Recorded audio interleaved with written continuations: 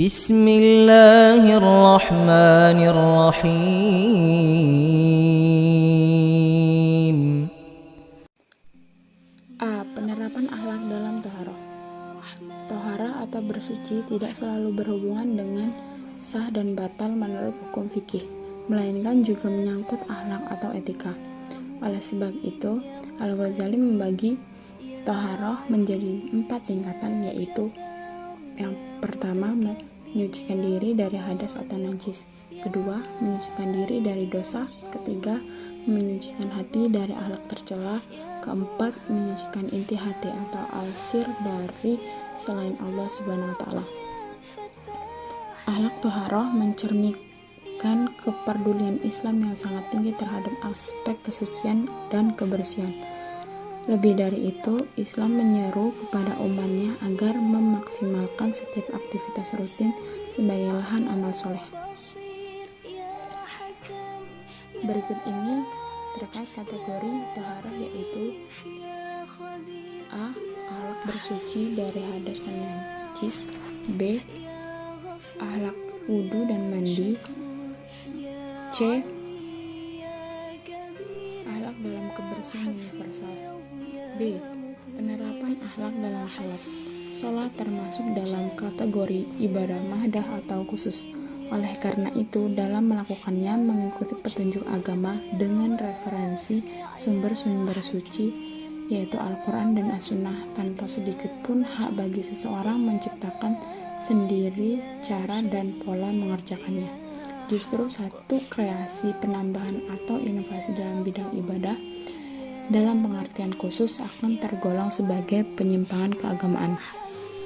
Tuntunan gerakan dan bacaan sholat diperoleh dari keterangan yang merujuk pada ayat-ayat Al-Quran dan As-Sunnah Rasul.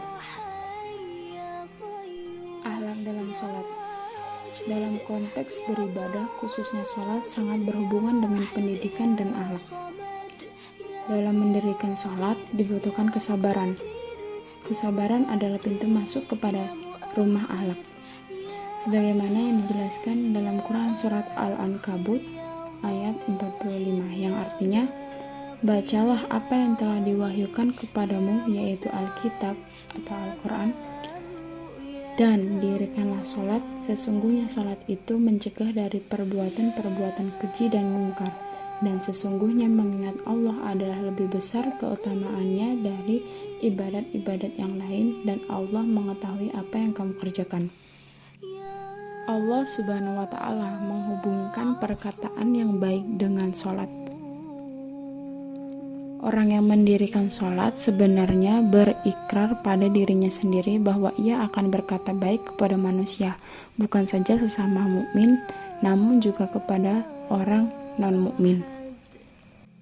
Ada penekanan bahwa dalam pendidikan akhlak, membiasakan sholat yang baik dan benar akan mempengaruhi aspek kejiwaan dan perilaku, karena sholat adalah introspeksi diri untuk selalu berbuat baik dan menghindari perbuatan jahat.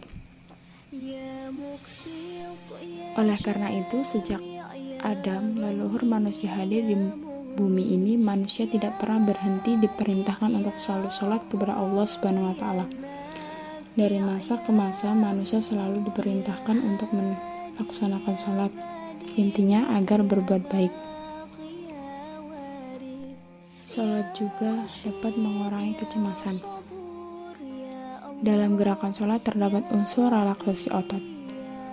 Dengan mendirikan sholat yang benar serta membiasakannya, seseorang telah mendidik dirinya sendiri dengan akhlak, ketenangan, dan menghindari kecemasan yang tidak perlu.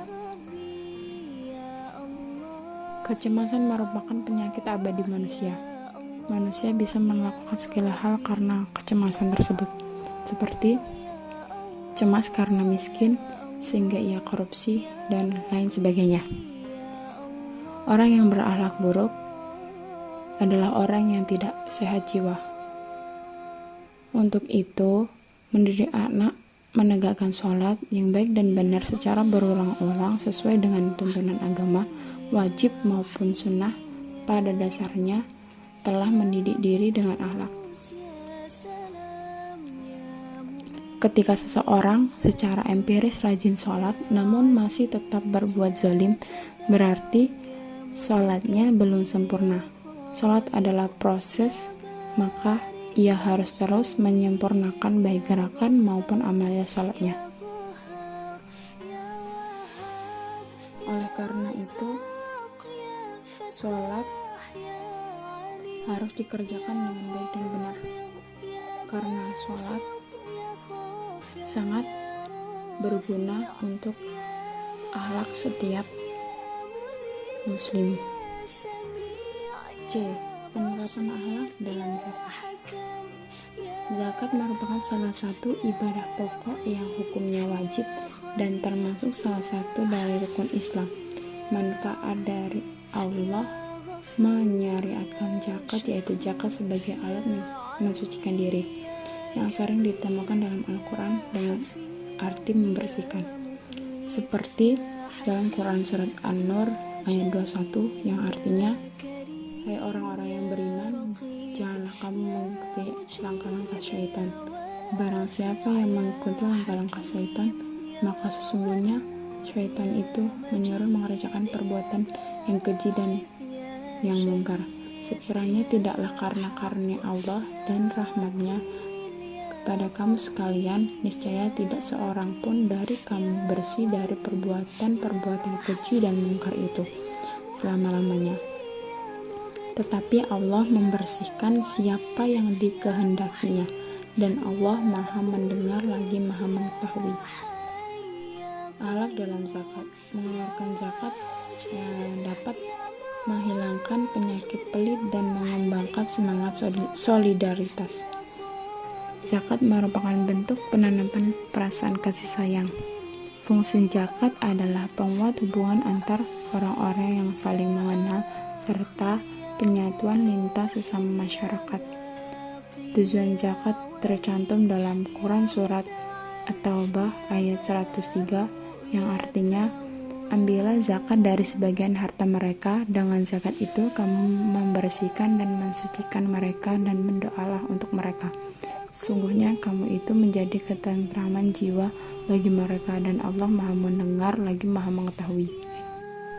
Akhlak dalam zakat sangat baik untuk penanaman rasa solidaritas dan kasih sayang sesama manusia dan menyempurnakan mensucikan diri kita sendiri. Penerapan akhlak dalam puasa. Puasa memiliki banyak manfaat bagi seorang muslim. Segala keburukan yang seorang mukmin lakukan bersumber dari hawa nafsu kemanusiaannya. Dengan berpuasa, seorang mukmin diajarkan untuk berperang melawan keburukan sendiri, yaitu hawa nafsu. Membiasakan untuk bersabar dan menahan diri dari sebagian kesenangan duniawi, serta manfaat yang paling besar yaitu pikiran menjadi jernih dan tembusnya penglihatan mata hati. Ibadah puasa tidak hanya dipandang sebatas larangan makan dan minum dalam rentang waktu tertentu, tapi merupakan tahapan larangan bagi jiwa manusia mengendalikan syahwatnya yang cenderung negatif. Konsep spiritual puasa yang kita lakukan selama ini ternyata tidak hanya perbuatan menahan makan, minum, dan berhubungan seksual, namun terdapat makna spiritual yang tidak sedikit di balik ibadah puasa itu sendiri, antara lain: 1. Mengendalikan hawa nafsu kita terhadap banyak keinginan yang bersifat duniawi. 2. Sebagai pola hidup zuhud, yaitu berlaku sederhana dan bersahaja. 3. Pola sosial, yaitu adanya kepedulian kepada sesama yang dalam kondisi memprihatinkan. 4. Proses berpikir dan bertindak jernih untuk kepentingan jangka panjang. 5. Sikap jujur dan tanggung jawab. 6. Bagian 6 dari berbagai penjelasan tentang makna spiritual ibadah, wudu, sholat, dan puasa di atas. Saya harap kita sebagai muslim tidak lagi memandang remeh ibadah ataupun melaksanakannya sebatas untuk menggugurkan kewajiban, tapi kita mampu menghayati setiap pelaksanaannya dengan baik. Penerapan akhlak dalam haji. Haji menurut bahasa adalah menuju ke suatu tempat secara berulang-ulang. Menurut syarak adalah ke Baitullah menurut syariat dengan disertai beberapa pekerjaan tertentu. Ini adalah klimaks dari pelaksanaan rukun Islam lainnya. Bagaimana totalitas kita berserah diri untuk ibadah kepada Allah Subhanahu wa taala. Haji adalah jihad harta atau jihad fisik. Sebagian orang mengira bepergian tanah suci ibarat wisata dan jauh dari pesan moral dan nilai-nilai luhur dari berbagai ritual goib di dalamnya. Urutan proses ibadah haji pada para ulama umumnya bersepakat bahwa urutan proses sebagai berikut. 1. Pada tanggal 8 Zulhijjah seorang memulai ihram dari mikot yang telah ditentukan, kemudian mandi memakai kain ihram, sholat fardu dan atau sunat, berniat haji dalam hati sambil mengucapkan labbaik Allahumma labbaik. Labbaik Allahajan artinya aku sambut panggilanmu untuk berhaji, dan berangkat ke Minat dengan memperbanyak baca talbiyah. 2. Salat fardu 5 kali di Mina, yaitu zuhur, asar, maghrib, isya, dan subuh. 3. Wukuf di Arafah. 4. Mabit di Muzdalifah. 5. Melempar jumroh akbah. 6. Tahalul awal. 7. Tawaf ifadah dan sa'i. 8. Sa'i. 9. Tahalul sani. 10. Mabit.